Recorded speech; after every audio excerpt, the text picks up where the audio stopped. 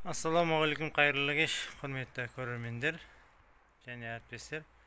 Кәсіптеріңізге Алла берекесін берсін.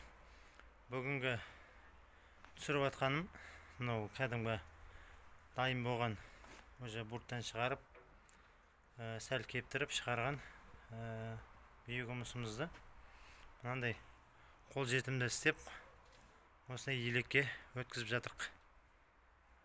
Оның өткізуі мынандай осылай кәдімгі ұнтақ болып шығады.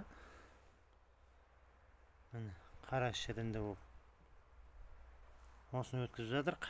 Ол кәдімгі навоздікі болғаннан кейін бұл енді 2 ай тұрып өзінің күшіне келу керек.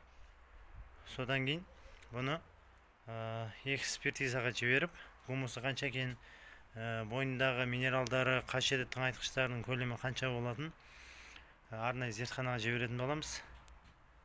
Әзірге осыны өзіміздің Казвирум корпоративі арқылы сатылымға шығарамыз. Әлі шығарып атқанымыз 3 кубтың жартысы ғана. Общий 20 куб шығарамыз, Құдай қаласа. Осы кәсіппен айналысып, өз өнімдеріңізді табиғиға ауыстырыңыздар. Алла берекесін берсін. Осы кәсіппен айналысыңыздар.